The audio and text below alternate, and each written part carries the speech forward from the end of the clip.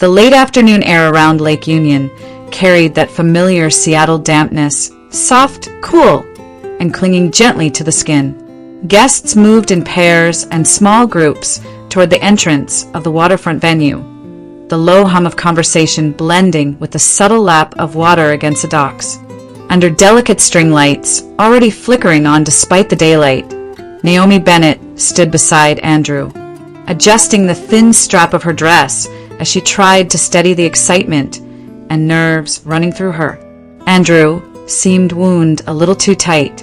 He kept checking his watch, shifting his weight, brushing invisible lint from his jacket. Naomi reached for his arm, hoping to calm him with a simple touch, but he barely reacted.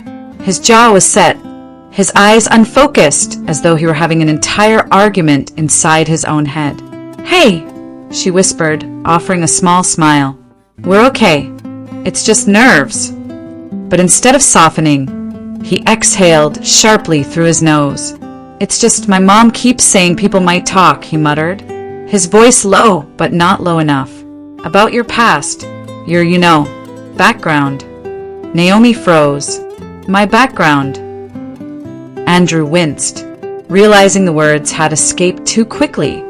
But instead of taking them back, he stumbled forward, making it worse. "I mean the foster care stuff. People judge, Naomi. They just do. I wish," his voice faltered, "I wish it wasn't part of the picture today." A few guests nearby stopped mid-conversation. A bridesmaid glanced over her shoulder. A cousin of Andrew's raised his brows in a way that said he absolutely heard every word. The shift was instant, a quiet, sharp pause in the air. Not dramatic, but unmistakable. Andrew's face went stiff.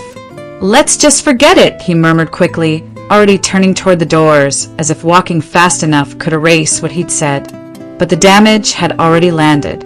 Naomi felt the damp Seattle breeze cut a little colder against her skin. She held her posture steady, lifting her chin just slightly. Instinct. Habit, survival. Years in foster care had taught her how to hold herself together when the ground beneath her suddenly cracked. She'd learned how to keep a still face when someone made her feel like she didn't belong. How to stand quietly while people whispered judgments they assumed she couldn't hear. But even with all that practice, Andrew's words struck deeper than she expected. They came from the person she trusted most. On the very day she was supposed to feel chosen, supported, loved, a memory flashed unbidden. Sitting in a social worker's office at 13, hands clasped in her lap as two adults discussed her like a file instead of a child. Another memory layered over it, a foster mother shaking her head, telling her not to bring attention to herself so people wouldn't judge, so people wouldn't talk. And here she was again years later, hearing the same quiet rejection wrapped in concern. The guests resumed their conversations, though their glances lingered a moment too long. Naomi inhaled slowly, grounding herself. She wouldn't cry. Not here.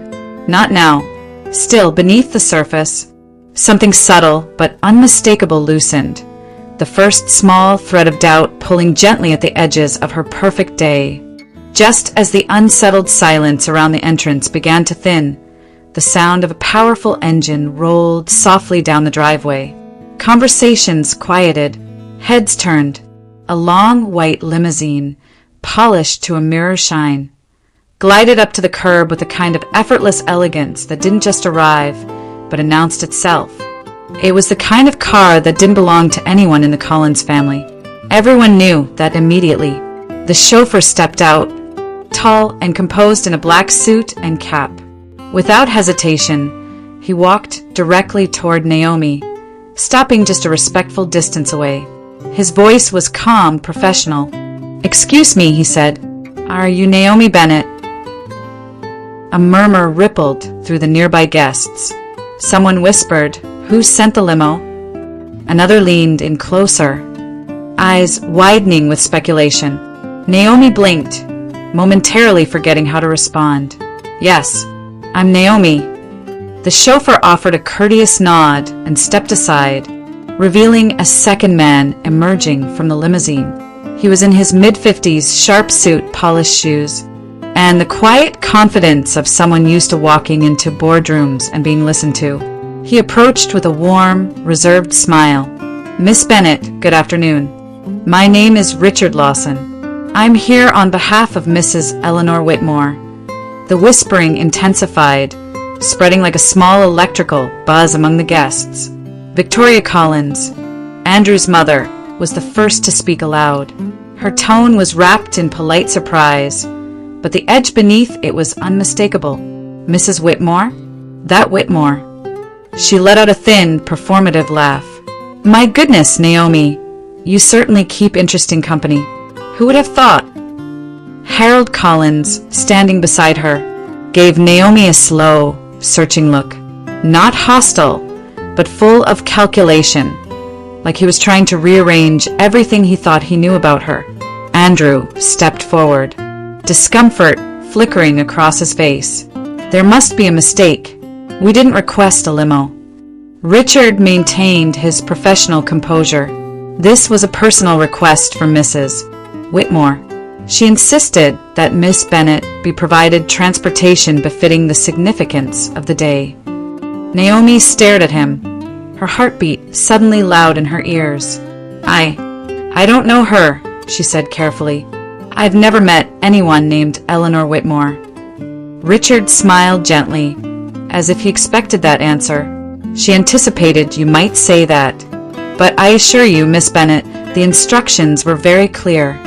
Victoria crossed her arms, eyes narrowing with intrigue. "Well, isn't that something?" she said. The sweetness of her tone strained. A limousine from a distinguished benefactor for Naomi. Another sting. Another reminder that she didn't belong in the world Andrew's parents imagined for their family. Guests were openly watching now, some pretending not to stare, while failing miserably. Naomi felt every pair of eyes on her, weighing her, adding up mysteries she herself didn't understand. Andrew shifted beside her, jaw tightening. "Let's just get inside," he muttered, clearly wanting the situation to disappear. But it wouldn't. Not the limousine, not the name Eleanor Whitmore, and not the sudden, unsettling feeling that something much bigger than a wedding surprise was unfolding around her. Naomi stood frozen for a moment, confusion curling tight in her chest. She had no idea who Eleanor Whitmore was, but the woman clearly knew her. The moment they stepped inside the venue, the noise of the outside world softened, but the unease did not. Guests followed in a slow stream toward the civil signing room, their footsteps echoing lightly against the polished floors. Even in the quiet hallway, Naomi could feel the tension pressing in from every angle, soft whispers drifting behind her, curious glances lingering a bit too long before darting away. It wasn't the usual wedding day excitement. It was scrutiny. She could almost hear the questions in their eyes. Who is Eleanor Whitmore? Why send a limousine? Why Naomi? Andrew walked slightly ahead of her, keeping his posture straight and his gestures practiced, as if performing normalcy might make it real. But he didn't look at her, not fully. Each time she tried to catch his gaze, he found something else to focus on. A decoration on the wall, a relative waving at him, the floor beneath his feet. Anything but her. Inside the civil signing room, warm, natural light filtered through large windows overlooking the lake. A table stood at the center, simple, elegant, set with 2 pens and the official documents they needed to sign. A small floral arrangement added a touch of softness to the space, though Naomi barely registered it. Her pulse thudded steadily in her ears. Guests found seats along the wall, their murmurs dipping into hushed curiosity. Naomi caught fragments as they settled in. Didn't know she had wealthy contacts. Maybe she's connected to someone big? Strange that no one mentioned it before. Each murmur tightened the knot in her stomach. The limousine had turned her into a puzzle no one, including herself, could solve. The officiant stepped forward with a bright, welcoming smile. "Congratulations to both of you. When you're ready, we'll begin." Andrew nodded eagerly, maybe too eagerly. Naomi forced herself to breathe. They approached the table together. Andrew stood tall beside her, hands clasped behind his back, but she could see the tension in his jaw, the stiffness in his shoulders. Whatever he was feeling, embarrassment, confusion, frustration, he was hiding it beneath layers of forced composure. "Bride first," the officiant said gently. Naomi stepped forward, fingers trembling just slightly as she picked up the pen. She wrote her name, Naomi Bennett, slow, precise strokes. The steady motion grounded her for a moment. This was still her wedding day. This was still supposed to mean something. Then Andrew took the pen. He signed quickly, barely pausing. His handwriting looked rushed, almost impatient. The officiant looked between them with a warm smile. "Congratulations. With this, your marriage is legally recognized." Polite applause rose from the guests, brief, obligatory. Naomi smiled because she was supposed to. Andrew smiled because he had to. But the air between them felt hollow. As the guests stood to move toward the next part of the celebration, Naomi felt it with clarity. The emotional distance had already begun to form, quiet and subtle, like a thin veil settling between their joined lives. After the civil signing, the coordinator ushered everyone back outside for photos.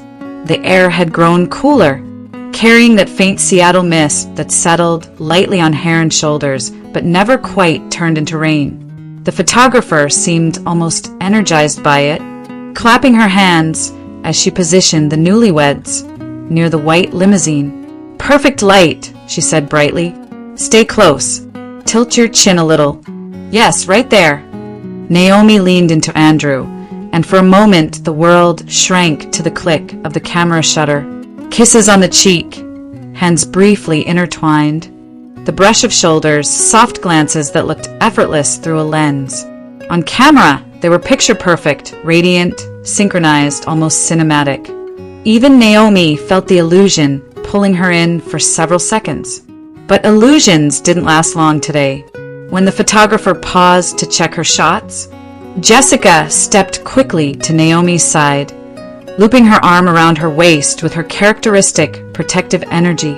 "Okay," Jessica whispered, eyes sharp. "We're not pretending anymore. Who is Eleanor Whitmore?" Naomi forced a small, breathy laugh. "I'm telling you the truth, I don't know." Jessica blinked. "You don't know the woman who sent you a limousine? A white limousine." Then, leaning closer, "The Collins family looks like they're about to hire a private investigator." Naomi didn't have to look to know Jessica was right. The buzz around them carried a strangely charged energy, not excitement, but curiosity edged with suspicion. The photographer called for group shots, and guests shuffled into place. As Naomi moved toward the center, Victoria Collins approached with her refined smile, the kind that managed to feel both polite and insincere at once. "What an interesting turn of events," Victoria murmured, her eyes flicking deliberately toward the limousine. "I suppose every wedding has its surprises." She let out a soft, practiced laugh, though some surprises are more unexpected than others. Her gaze slid back to Naomi, lingering just long enough to imply everything she didn't say out loud.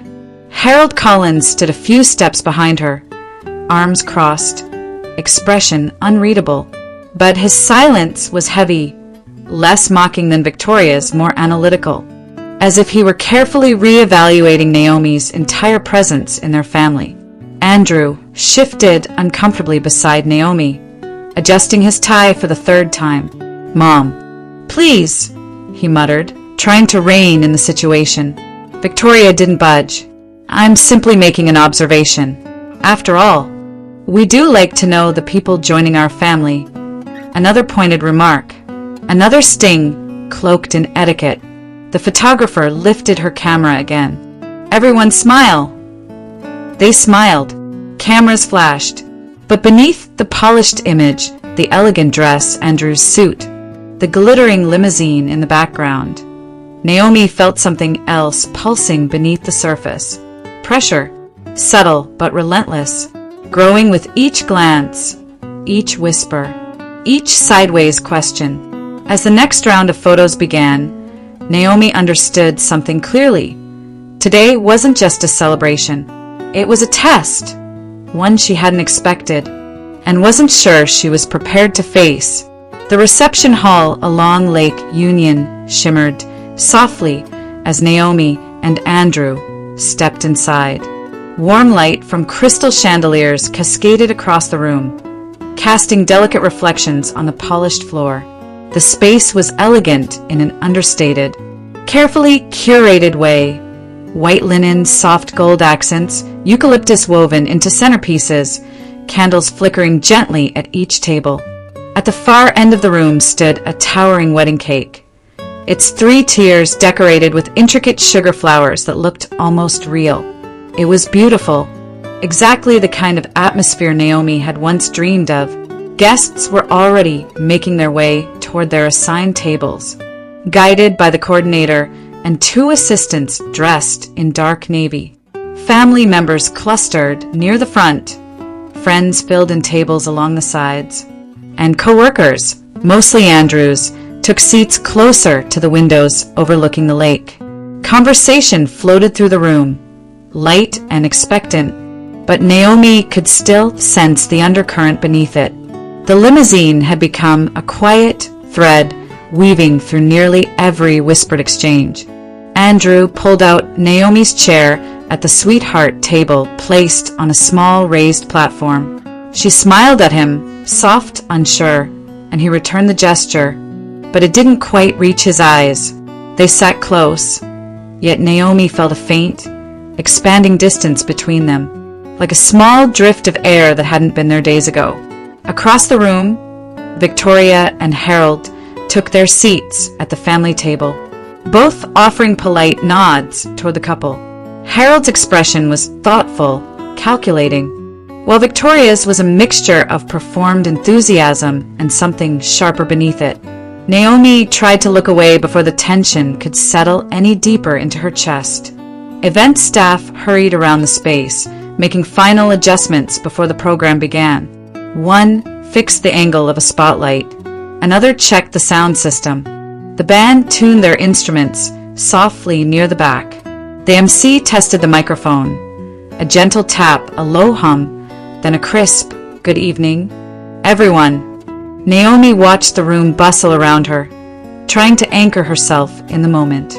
She traced a finger along the edge of her champagne glass, took in the candlelit glow, the elegant floral arrangements, the small details she had once cared so much about during planning. She knew she should feel joy. This was her wedding night, her celebration, her beginning. But something felt slightly off. Not wrong exactly, just shifted, like the room had changed a fraction of an inch, tilting the world in a way only she could sense. Maybe it was Andrew's earlier comment, echoing faintly at the back of her mind. Maybe it was the limousine. Maybe it was the way Victoria's eyes followed her, as if waiting for another unexpected twist.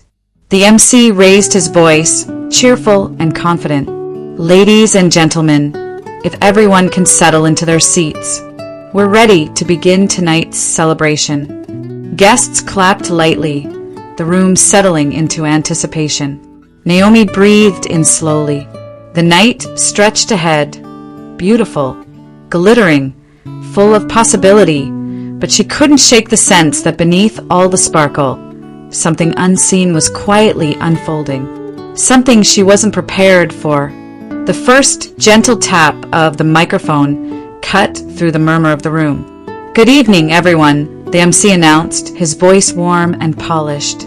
"Tonight, we gather to celebrate the union of Andrew and Naomi, 2 people who remind us that love finds its way, even in the most unexpected moments. Please join me in welcoming our newlyweds." Applause rose across the hall, echoing beneath the chandeliers. Naomi smiled automatically, lifting her glass slightly in acknowledgement. She felt the weight of every eye on her, and Andrew, smiling, assessing, waiting to see what kind of couple they were. Andrew's smile looked perfect from a distance. Up close, Naomi could see how tightly he held it in place. The MC gestured toward the family table. To begin our celebration, we'd love to hear a few words from those who know the couple best. Let's start with the parents of the groom. A few guests clapped as Harold Collins stood, lifting his glass. His speech was calm, traditional. He spoke about marriage as a partnership, about building a home together, about hoping the couple would learn to understand each other in all circumstances. It was polite, but Naomi couldn't shake the feeling that the last line carried a subtle undertone she wasn't meant to miss. Next came a friend of Andrew's from college, who offered a light-hearted toast about late-night study sessions and how Andrew had always been ambitious, determined, and ready for a future that matched his potential. The room chuckled. Naomi smiled again, but somewhere in the praise was a faint implication, an expectation about the kind of life Andrew was meant to have. Then came Victoria. She rose with slow grace, smoothing an invisible crease in her silk dress before lifting her champagne flute. Her smile was poised, eyes bright with the sort of practiced warmth that never reached her voice. "Well," she began, "I must say this day has been full of surprises." A few guests exchanged knowing glances, but surprises remind us of life's unpredictability, don't they? We never truly know what awaits us or who may suddenly appear. Naomi felt her chest tighten. Victoria continued, tone soft but laced with meaning. "Andrew has always been a man of great promise. From a young age, he carried himself with the kind of focus and discipline that assured us he'd build a future worthy of his upbringing. And now, with Naomi by his side, we trust that, in time, everything will fall into place." The pause after "in time" lingered just a little too long. Polite laughter drifted across the tables, but Naomi heard the message clearly. "You are an uncertainty we never anticipated." As Victoria took her seat, Naomi caught Andrew's expression. He stared at the tablecloth, shoulders slightly tense, avoiding her eyes again. Whatever apology he had whispered on the dance floor earlier had evaporated. The distance between them stretched like a quiet fault line. Toast after toast followed, friendly, kind on the surface, but Naomi felt increasingly detached, as though she were sitting behind a pane of glass, watching her own wedding from the outside. Guests clapped, glasses clinked, laughter rose and fell in waves, but none of it touched her.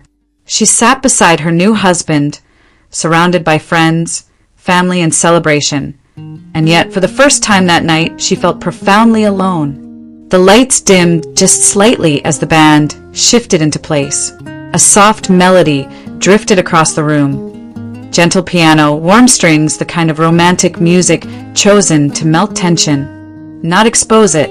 The MC's voice rose over the speakers. "And now, ladies and gentlemen, please join us in celebrating the couple's first dance." Guests clapped politely as Andrew stood and offered his hand to Naomi. She took it, though the movement felt tentative, more ritual than instinct. Together, they stepped onto the dance floor, bathed in the quiet glow of the overhead chandeliers. The moment the music swelled, Andrew placed a hand on Naomi's waist, pulling her just close enough to fit the picture everyone expected to see. They began to sway, slow and synchronized, the kind of dance meant to symbolize unity. But Naomi could feel the tension in his shoulders. He kept his eyes on a spot over her shoulder for the first few seconds, his breath uneven, as though searching for the right words before he dared meet her gaze. Eventually, he leaned closer, his voice barely a whisper.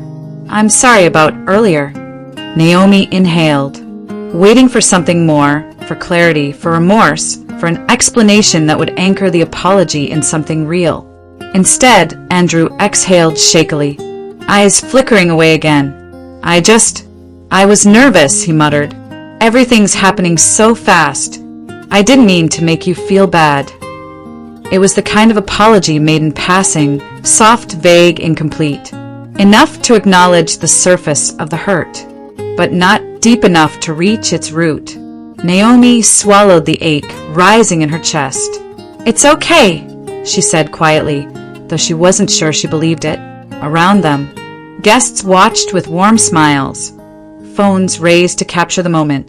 The scene looked perfect from the outside.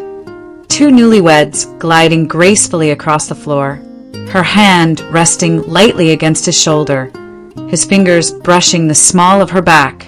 They turned slowly beneath the lights, their silhouettes momentarily merging into a single elegant outline. But Naomi felt the fracture running beneath the beauty.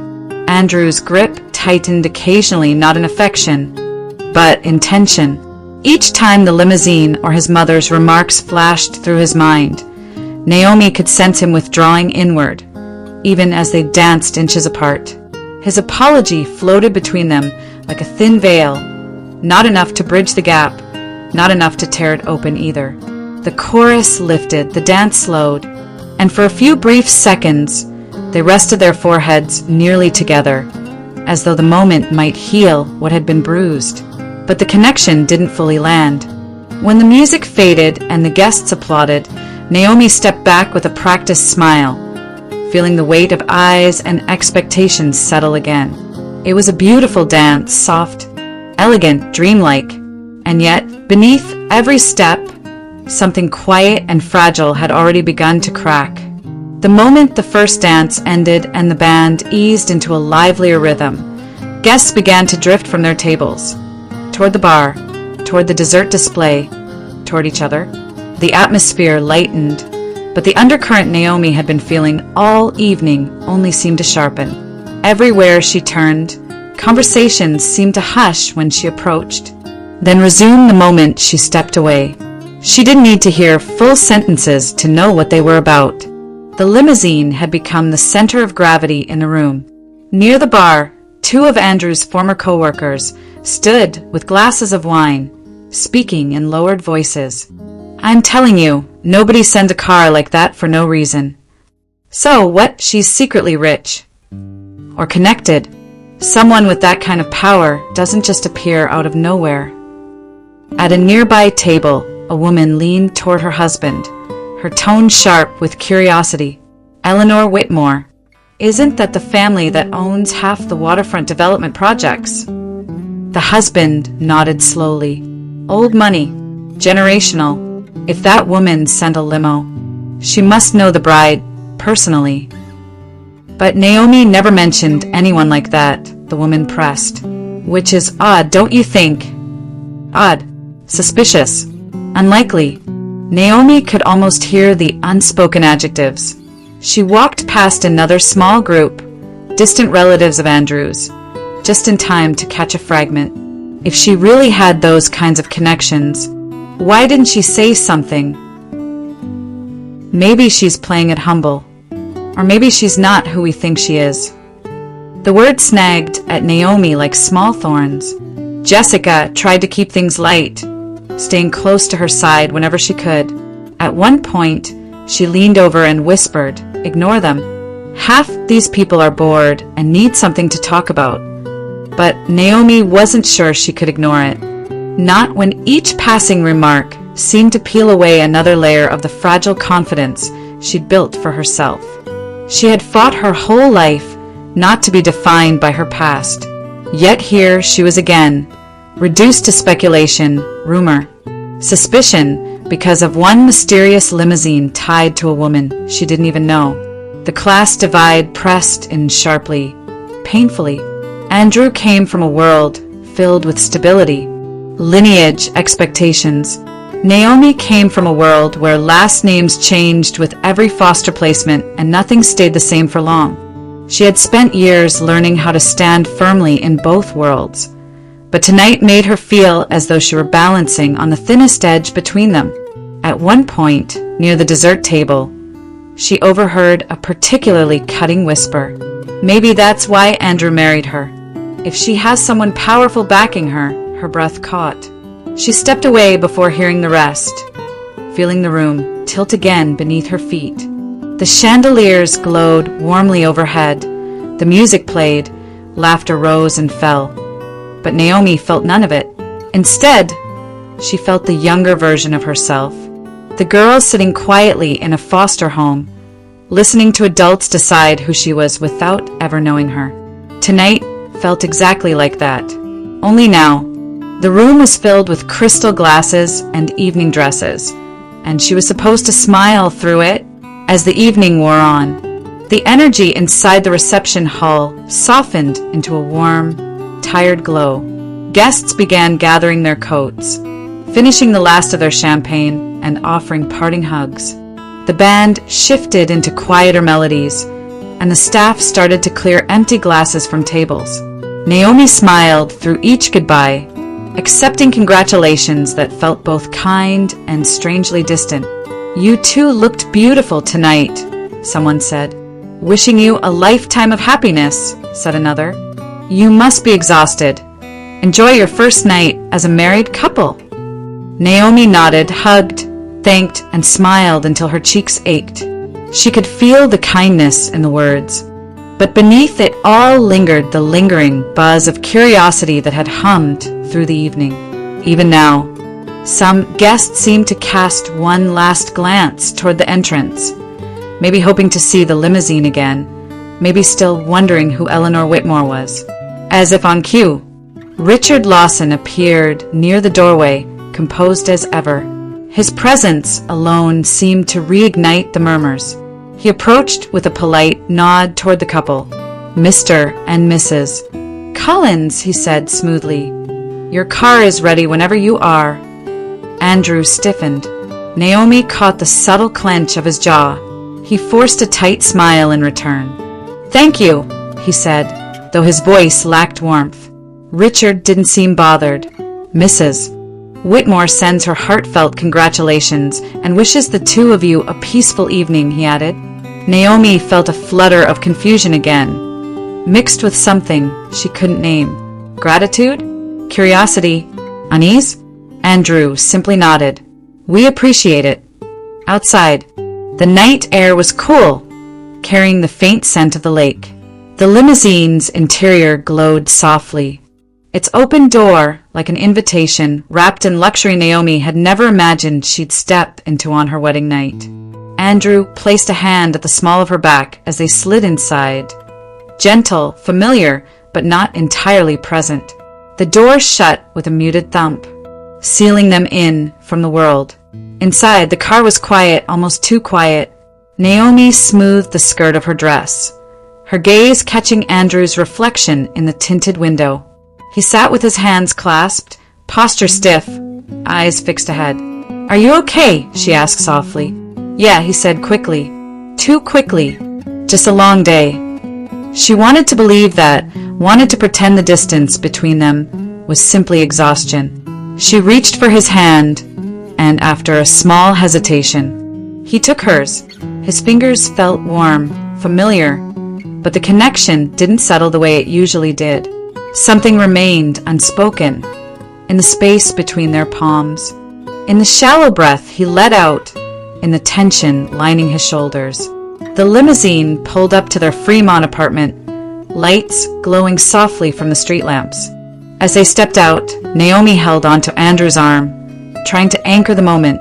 "This is our first night," she reminded herself. "This is supposed to matter." Andrew unlocked the door, letting her step inside first. Naomi glanced around their home. Cozy, warm, the place they'd built together. But as Andrew set his jacket down and offered a tired smile, she felt it again, the quiet, emotional distance that had threaded itself through the day, faint but unmistakable. She tightened her grip on his hand. She wasn't ready to let the day end that way. Naomi woke the next morning with the soft gray Seattle light spilling across the room, painting everything in muted tones. For a moment, she lay still, letting the quiet settle around her. It should have felt peaceful, her first morning as a married woman, the first page of a new chapter. But the unease from the night before clung to her like fine mist, impossible to shake off. Andrew was already awake, sitting at the edge of the bed with his back turned. His shoulders rose and fell slowly as if he were deep in thought. When Naomi reached out and touched his arm, he flinched slightly before catching himself. "Oh, hey. Morning," he said, forcing a small smile. She studied him. "Did you sleep okay?" "Yeah, just have a lot on my mind." He stood quickly, avoiding her eyes. "I'll make coffee." The preoccupation in his voice scraped at something inside her. Andrew had always been direct, open, never the type to hide behind vague answers. But today, everything about him felt guarded. As Naomi got dressed, she replayed the moments from yesterday. The insult on the steps, the limousine, the whispers, the toasts. The distance in Andrew's eyes during their first dance. The way he stiffened whenever Eleanor Whitmore's name was mentioned. By the time she stepped into the kitchen, coffee scent filling the air, Andrew was on his phone. He ended the call quickly when he saw her. "Who was that?" she asked gently. "No one. Just work stuff."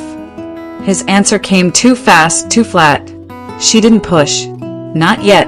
A few minutes later, the phone rang again. This time, Andrew didn't answer. It was his mother's name on the screen.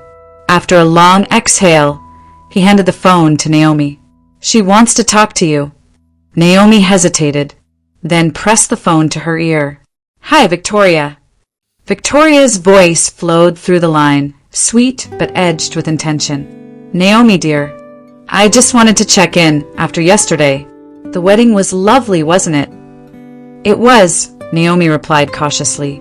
"Well," Victoria continued, voice dropping into a tone meant to sound casual, "I couldn't help but wonder, how long have you known Mrs. Whitmore?" Naomi gripped the counter. "I don't know her." A beat of silence, the skeptical kind. "Oh, really?" Victoria hummed. "Because people like Eleanor don't usually involve themselves without a reason. It made Harold and me wonder if there's something we weren't told." Naomi swallowed. "There's nothing to tell." Another pause. "Well, secrets have a way of coming out. Just remember that." Before Naomi could respond, the call ended. She stood frozen, the phone still pressed to her ear. Andrew rubbed the back of his neck, avoiding her gaze again. "She thinks there's more going on," Naomi said quietly. Andrew didn't deny it. "People are confused, okay? It was a weird situation, but you're acting like there's more going on." He exhaled, pacing a few steps. I don't know what to think right now." The words hit harder than he seemed to realize. Naomi felt something tighten in her chest, not anger, not fear. Something more complicated. A warning. A shift. The honeymoon glow they should have been living in wasn't there. Instead, their marriage seemed to be beginning under a quiet, growing tension, one neither of them knew how to name yet. Naomi was rinsing breakfast dishes when her phone buzzed on the counter. She dried her hands, expecting it to be Jessica or maybe a co-worker checking in after the wedding. But the name on the screen made her freeze. Richard Lawson. Her breath hitched. She hesitated before answering. "Hello." "Good morning, Miss Bennett," Richard said, his voice as composed as ever. "I hope I'm not calling at a bad time."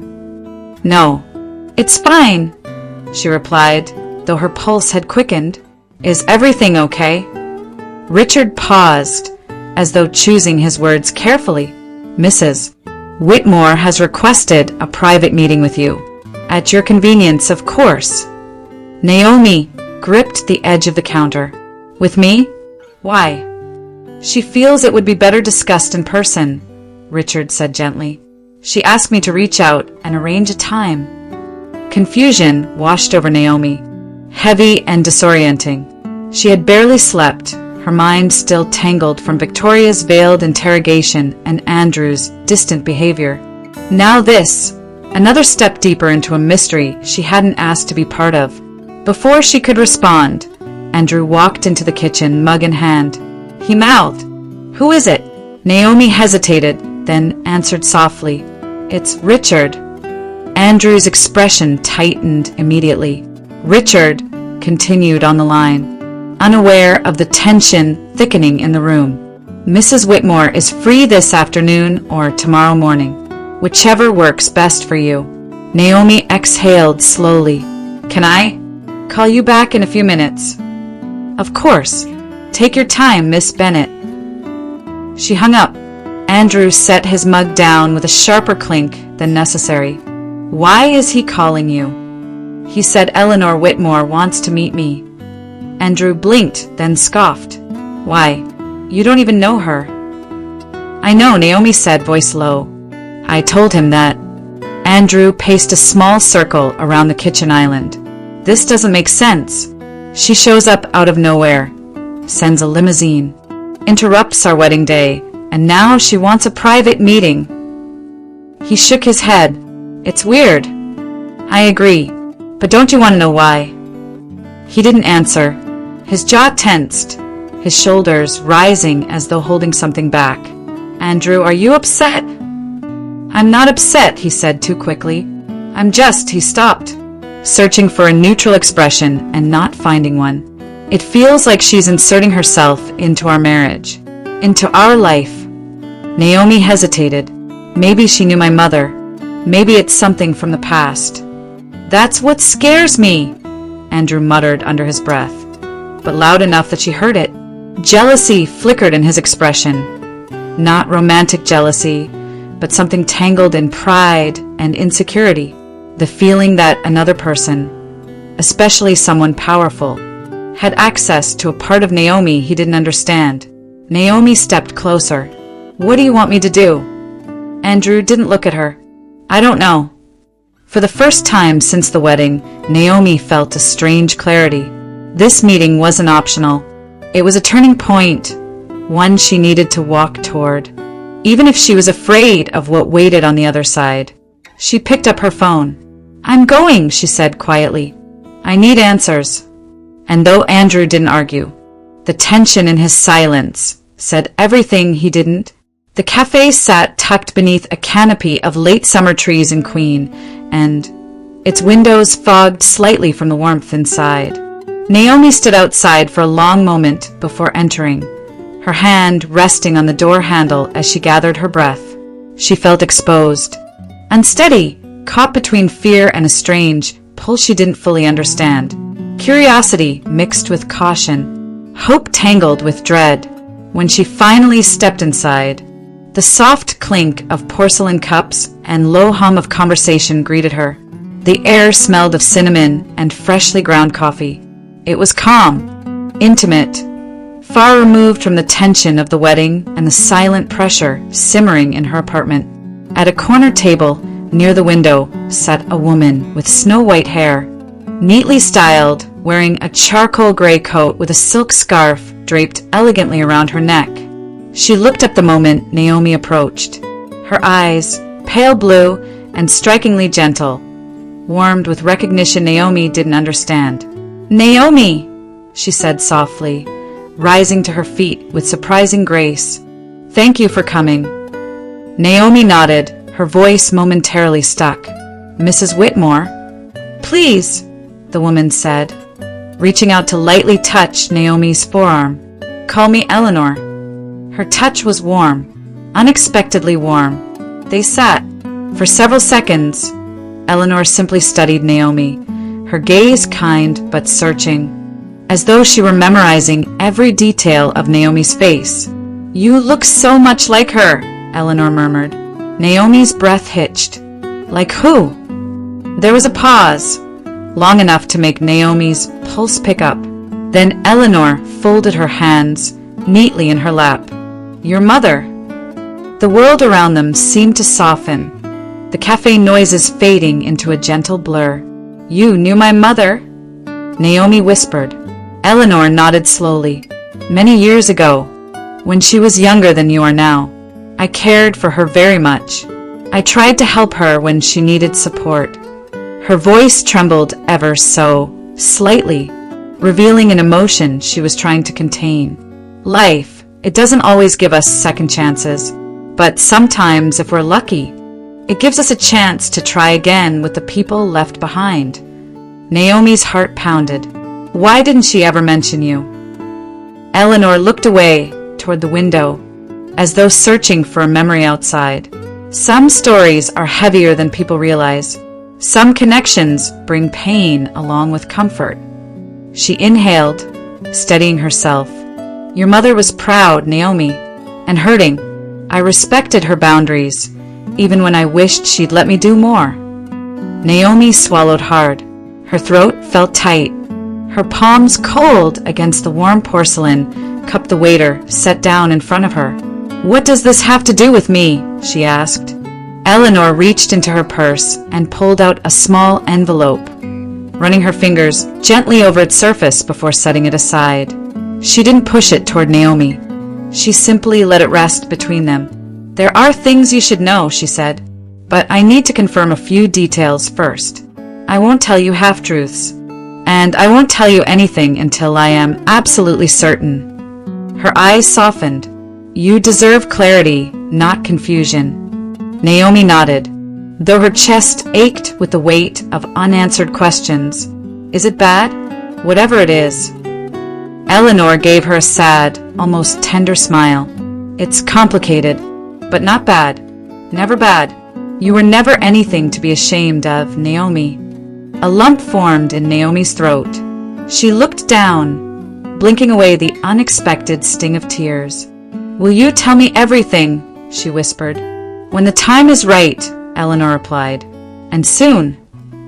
The conversation lingered for several more minutes, gentle, cautious, full of emotional terrain neither woman was fully ready to cross. Then, with a final squeeze of Naomi's hand, Eleanor stood. I'm glad you came, she said. More glad than you know. Naomi watched her leave, the bell above the cafe door chiming softly in her wake. Outside, the Seattle sky had brightened, the soft sunlight filtering through drifting clouds. Naomi stepped onto the sidewalk, the warmth brushing against her skin like a quiet promise. She felt shaken. She felt uncertain. She felt something like hope blooming beneath the fear. And though she didn't yet know who Eleanor truly was, or what story she carried, Naomi sensed her life had shifted in a way she couldn't undo. The ending wasn't clear. The answers weren't here yet. But as she stood in that soft Seattle light, the world around her seemed to open, mysterious, inviting, and full of possibilities still waiting to be revealed.